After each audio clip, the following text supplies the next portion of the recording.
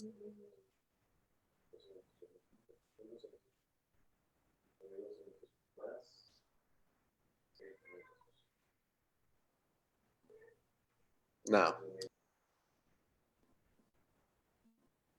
We're live. Hello, you are watching Managing Day to Day with me, Christina Laster, and National Parents Union. Welcome. I hope you're all well. I hope our children are thriving. We're talking about how to increase the learning curve while we let the government work on the COVID, flattening the COVID curve. And so please remember that we had quick kicked off this week with the magic of kindness. I will be accepting submissions in the form of pictures, video expressions, spoken words, or even written words, whatever you be creative, and we can send those to me at christina@npunion.org, or you can send them through Facebook Messenger to me at Christina Laster or at Let My People Think One. And I look forward to all the wonderful submissions that we will be featuring next week on our show. So today we have an amazing guest. Her name is Margaret Fortune, and we're going to be talking about a very great topic of discussion. And so, hi, Margaret.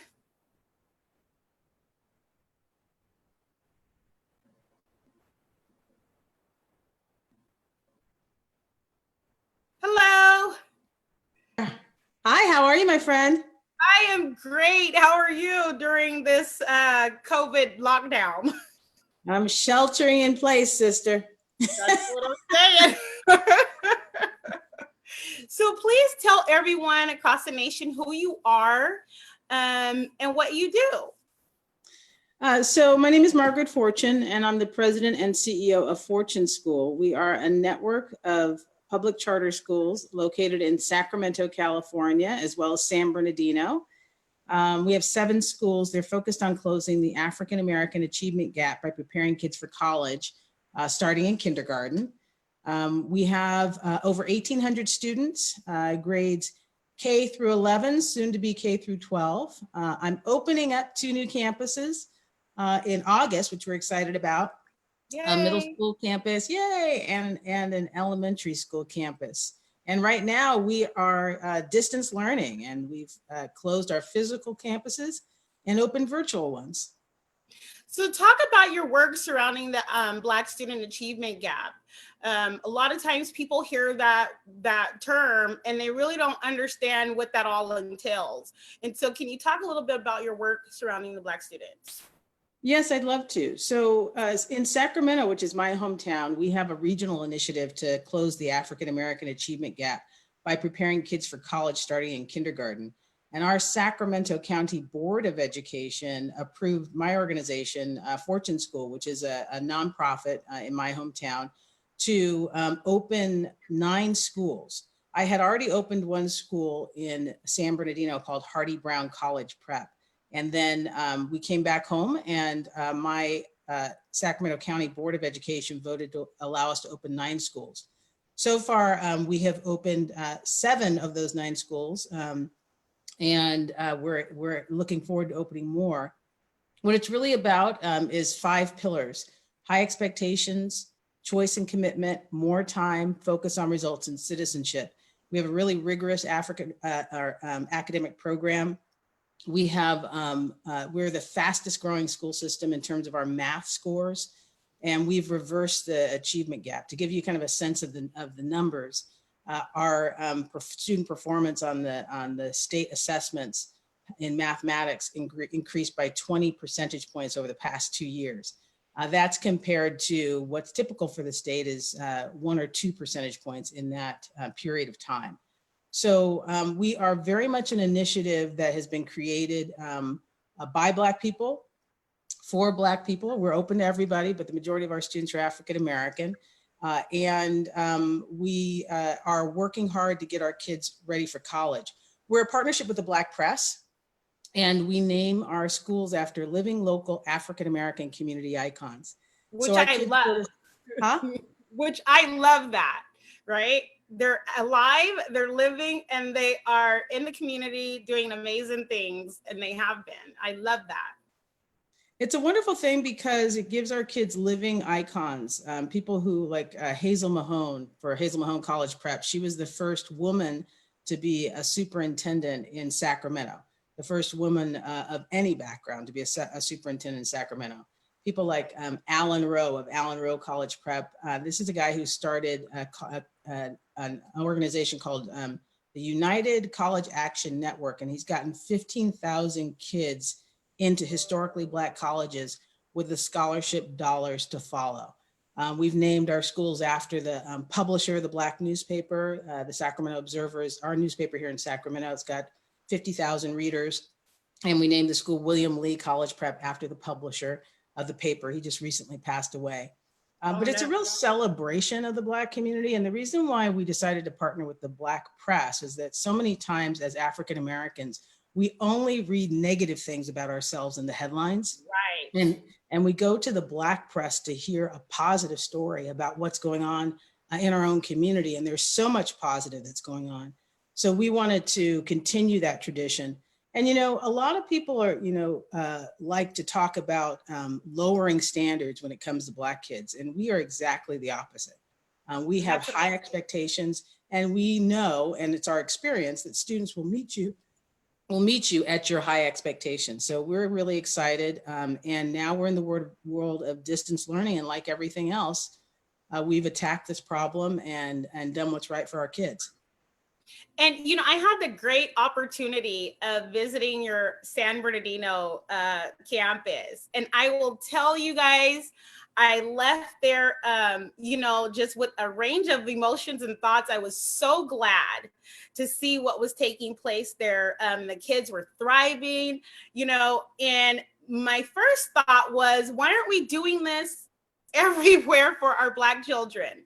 Like, this can be done. And as a civil rights activist, and going into the community, a lot of parents had the belief and still have this belief that the deficit is in their child. And I saw it as the deficit is not in our kids.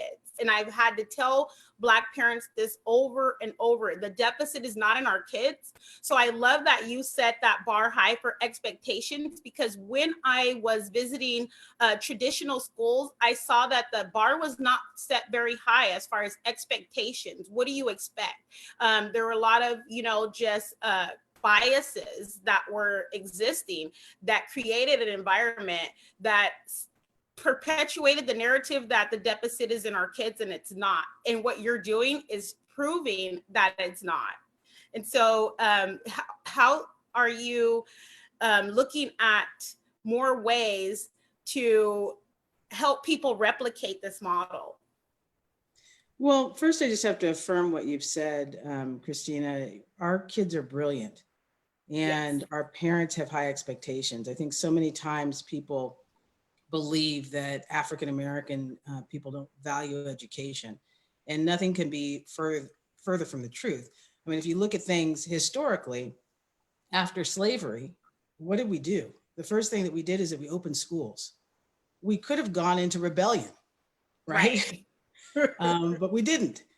We opened schools for both our children and also to credentialed teachers in order to open small schools throughout the South after slavery. We have put ourselves in physical danger and jeopardy in order to get an education. And you saw that during slavery when it was banned, when African Americans were not allowed to read. It was unlawful. And people, through reading the Bible, taught themselves how to read. And education has always been such a high priority. So what we've done is, one, we're leading by example. And we also specifically went to our county office of education because they play a role in disseminating best practices. So we just had a convening with the California State National Action Network, which is Al Sharpton's organization, a civil rights organization. And we convened all the top majority African American schools in the state. And we invited all of the political leadership of California, the governor, Andy Kane, the state superintendent, the entire legislature, all of the school district boards in my area. We invited all of the alphabet soup associations, the Association of California School Administrators, and they came, the California School Boards Administrators, and we to tell the story. Because so oftentimes when it comes to African American education, we get stuck and mired in the misery statistics about how lousy Black kids are doing in school and in society.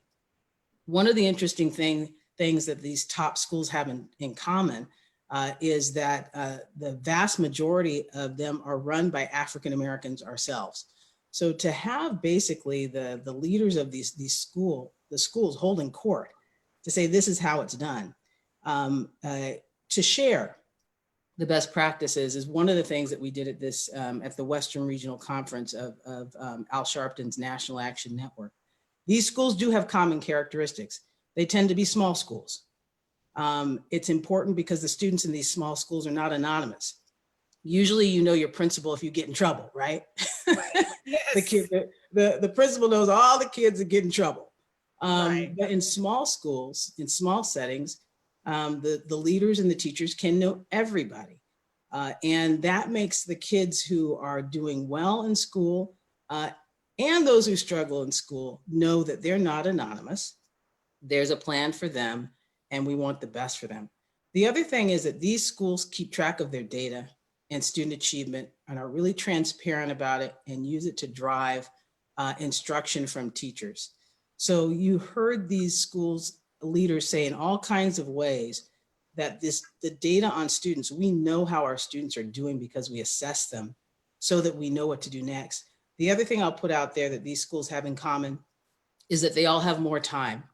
They have more instructional minutes. So we do what we practice, right? If you have more time to practice mathematics, you're going to get better at it. If you have more time to practice science, you're going to get better at it. If you have more time to practice writing, you're going to get better at it. And we know how to practice, right? Yes. Our society just focuses on us practice dribbling a ball, right? But our kids are brilliant, and whatever they set their minds to, they're going to do well at. So you see these schools with more instructional minutes in the form of longer school days, longer school years, Saturday school, not because you're in trouble, but because you've earned the right to learn more, after school programs. Those are some of the common characteristics of these schools. And we share that information through convenings, through telling our story, even through writing books about it. My dad wrote a book called Bridging the Gap. His name is Rex Fortune, that you can look up. We are trying to tell that story. It's so important. And it's very important that, people look at working models and replicate them. And I am so glad that you're talking about relationships buildings with the students, because when I visit the high school students, that's the number one complaint from the Black students, that no one understands me, no one knows me, and where do I fit into this, and as a high schooler, that's a hard place to be, not being able to identify, and have to go on campus 6 hours, 6.5 hours a day, not really have that representation in the educators.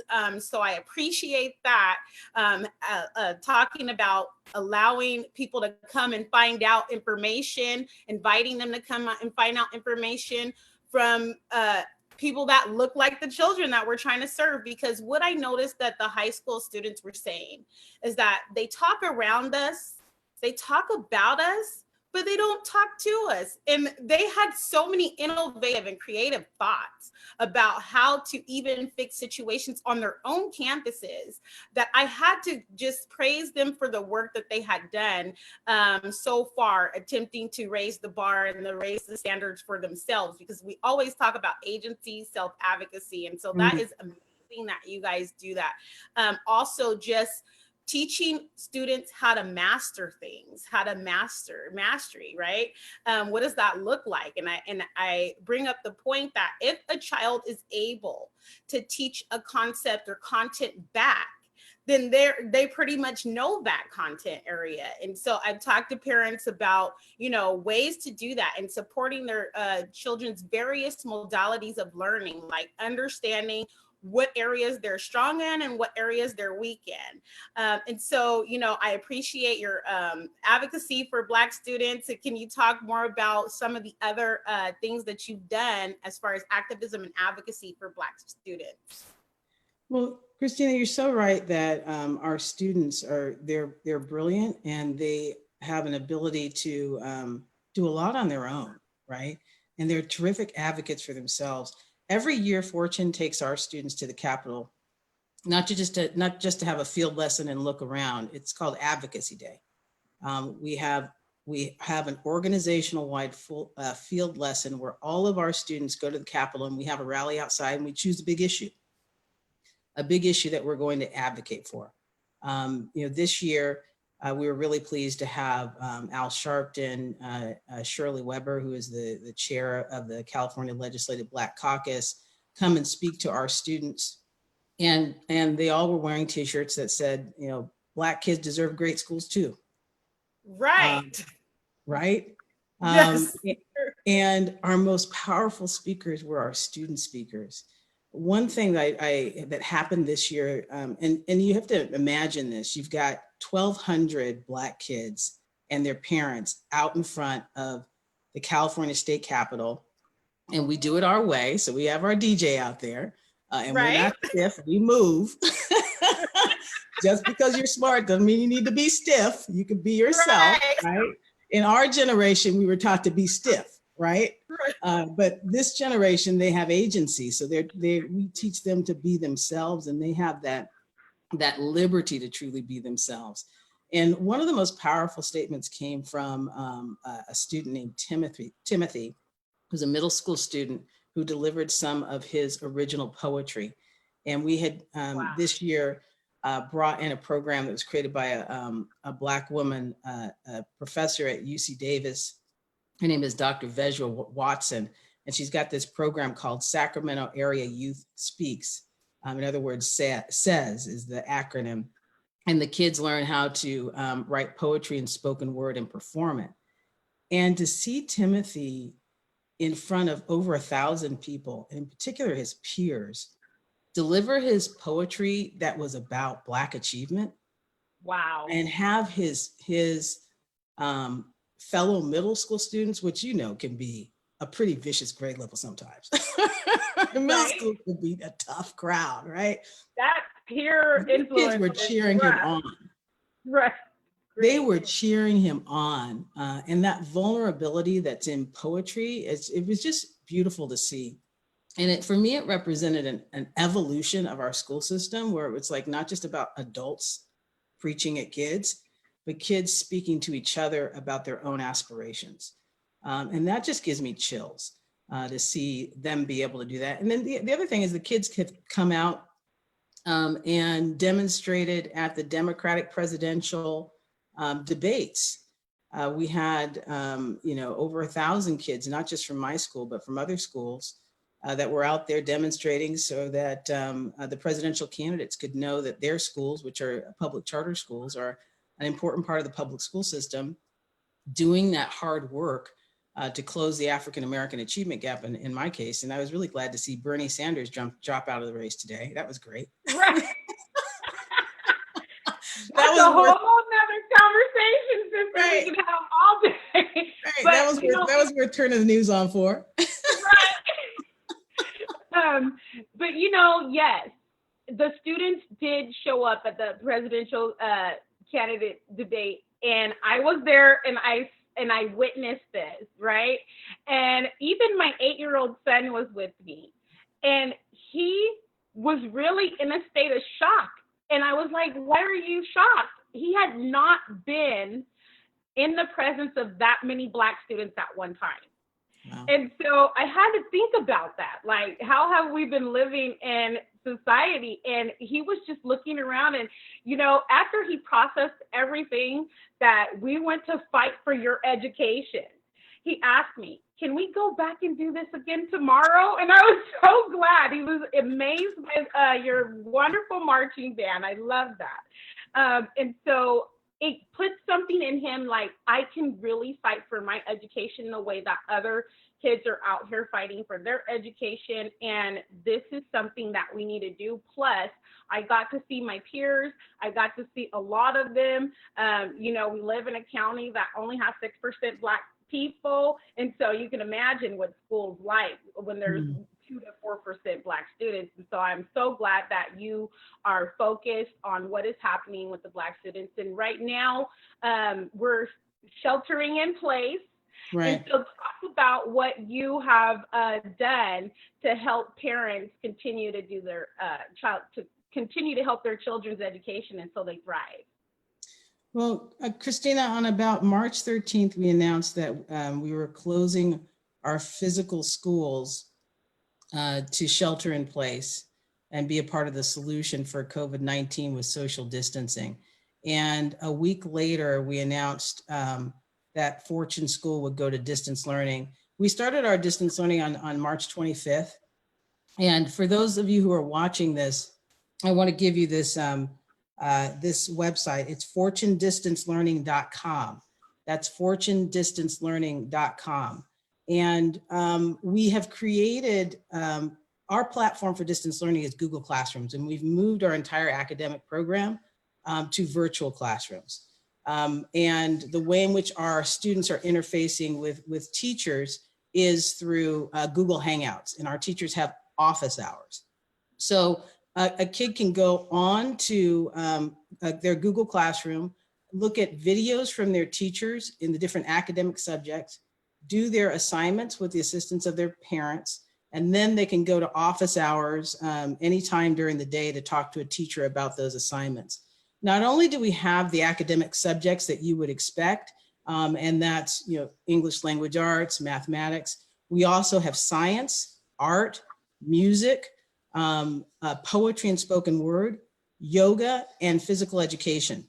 The way in which we are knitting together our school community, because right now it's not about test scores, it's about keeping our school community together, is that we have every morning, our principals have morning meeting on Facebook Live, and you can participate in this. If you go to one of our schools, let's say William Lee College Prep, if you friend William Lee College Prep on Facebook, you can join the principal Monday through Friday, 7:45 a.m. to 8 a.m. for morning meetings.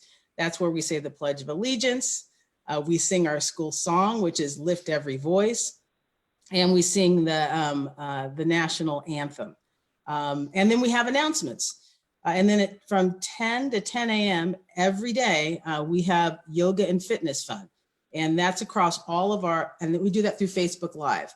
And hundreds of people are in their homes doing fitness with us. So we're trying to keep it fun. We're using social media. We're creating routines for kids. We have a suggested school day for families. And at the same time, we recognize that people need a flexible schedule.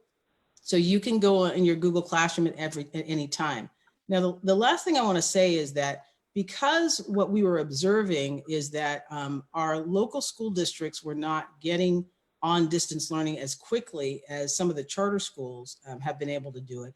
In fact, they're not starting until after spring break, some of them on April 13th, some of them on April 20th. We decided to make our Google Classrooms open to the public. And that's what fortunedistancelearning.com is. You can, you don't even have to enroll in our school, but you can sign in to join our Google Classrooms. And it's for grades K through 8. And you can come to teacher office hours.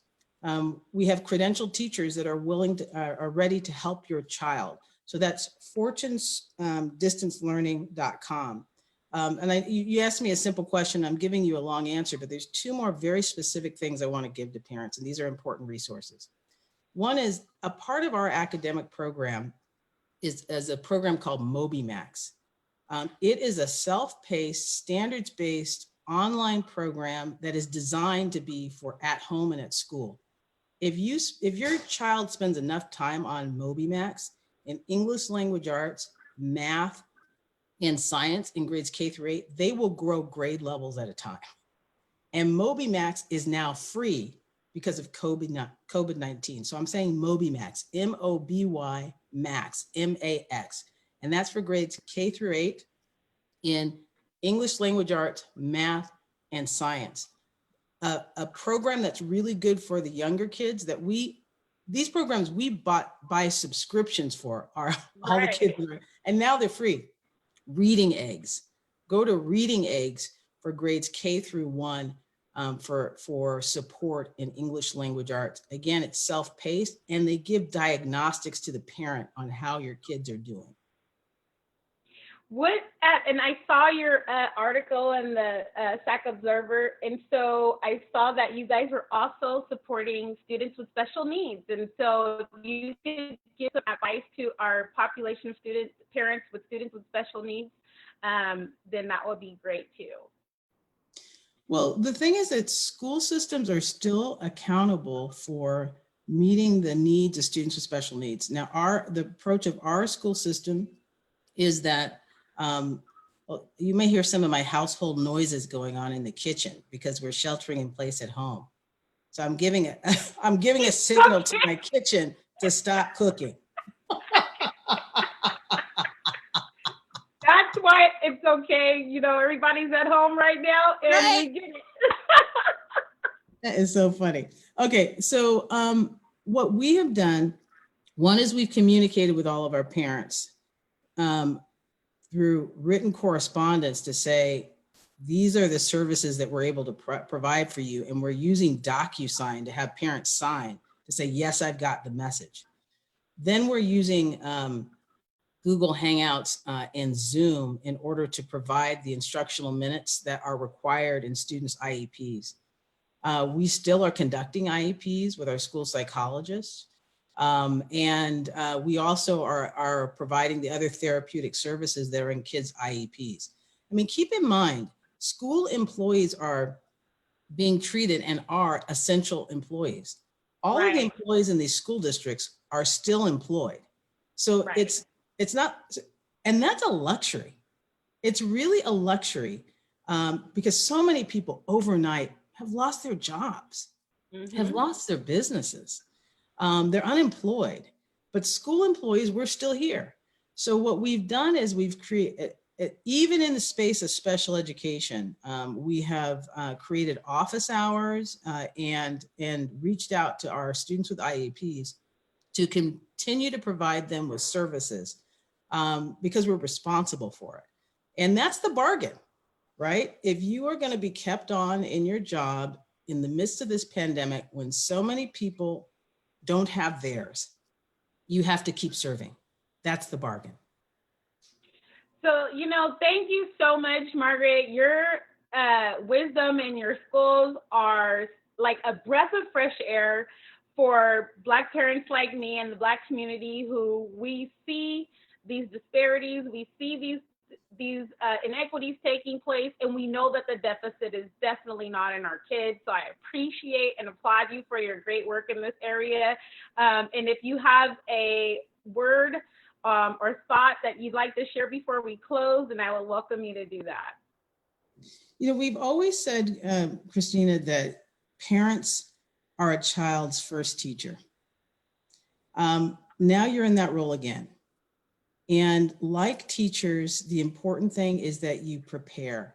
An adage that we say as educators that if you fail to plan, you plan to fail. So what you have to do as your district, or if you want to use a free resource like I've given you, and they are really good resources, fortuneschooldistancelearning.com. You have to go on there before you ever show it to your child, and you have to prepare. We have closed down our schools for the rest of the school year. So we're in this for the long haul. I hope that you will take advantage of these free resources I have pointed out, because we have taken the time to curate them for you so that you don't have to search. And you know, we're all suddenly homeschooling. Some of us, like Christina, are experts at it. That you've got lots of good advice to I'm still offer. Thank you managing so that much. day by day too.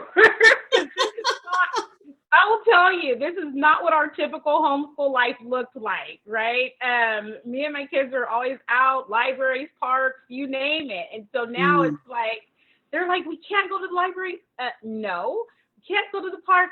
No, sorry. And so this is not our typical homeschool life, but we're managing day by day. Well, we have so much to learn from you, and thank you so much for having me on, Christina.